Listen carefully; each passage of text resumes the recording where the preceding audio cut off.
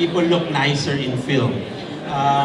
But today I want to talk about heroes very, very briefly. When people talk about heroes, normally Rizal comes to mind. And when we think of Rizal, we often think of the statue.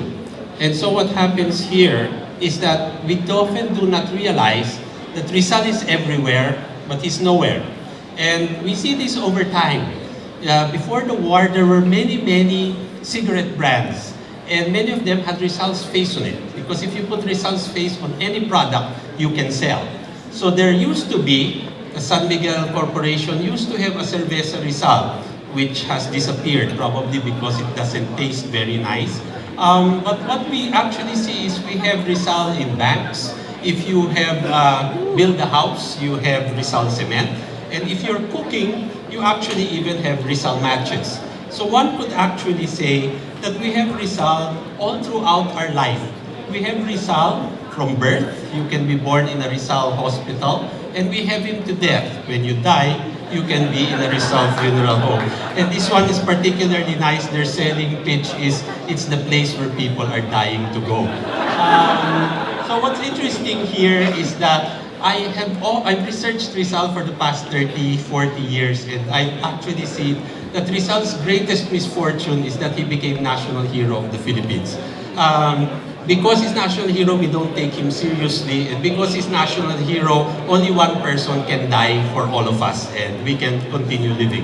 Which is why one of the questions is, do I have to die to become a hero? So I'd like to show a few pictures. When we think of Rizal, we only think of the monuments. We only think of somebody we read about in textbooks. Nobody asks if Rizal ever smiled. And so we have the only picture of Rizal actually smiling is this one. And there are other pictures which have not been shown to you in school. This one shows Rizal with his friends. They were in Luna's apartment and they posed in front of an empty picture frame. And when I show this to my students, I tell them, you know, in the 19th century, these were young men. Most of our heroes were below 40. And if they had known that they would become national heroes, they would not have posted in this way. So be careful what you post on Instagram or Facebook. The other thing that you should see here is that Rizal and his friends, Rizal's over there with the flute, Juan Luna on the right, Felix Hidalgo is here on the left, and then in the middle you have drunken neighbors. Again, it's a picture you will never be shown in school because our heroes here do not look heroic enough. And that is one of the main messages. Heroes are people like you and me, and we often forget about it. This is the picture that you will never be shown. Jose Rizal, Felix Hidalgo, Trinidad Pardo de Tavera, Juan Luna, and an unidentified person standing whom my students have identified as the waiter. Anyway, when you look at this picture, you see them eating. They seem to be smoking, and they seem to be smoking something that the present administration will not be happy about, because the next picture shows this. So Rizal's holding an apple, which he will throw at Pardo de Tavera. Hidalgo is dazed. The waiter has joined them. And when you think about this is a picture that they had to pose for. They posed for this picture, and again, if they had known they would be heroes, they would not have posed in this way. So the thing here is we maybe have to rethink the way in which we see heroes and think of them in different ways. But what is important is that when we think of Rizal, we often think of this great man. We often forget that he's human too. And the real secret of Rizal's greatness is his humanity. And therefore, if people can be heroes just by themselves, then that makes heroism easier to grasp.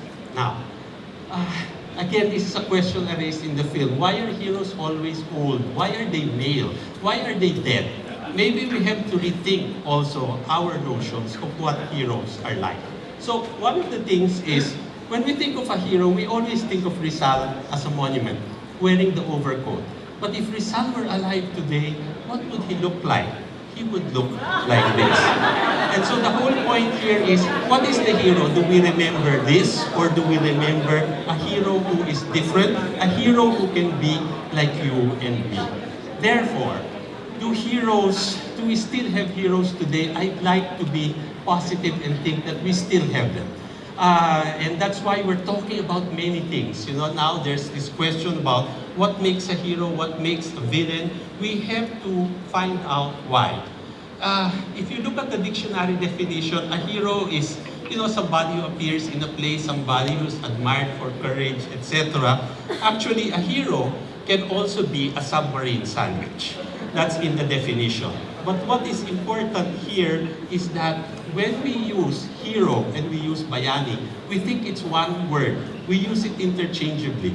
But the word bayani is rooted in the word bayan, which has something to do with community or nation. It has roots in so many different things. So I'd like to push the envelope further. Heroism is ambition, but ambition is nothing by itself unless it does some good. Therefore, when we look at the bayani, what is a bayani?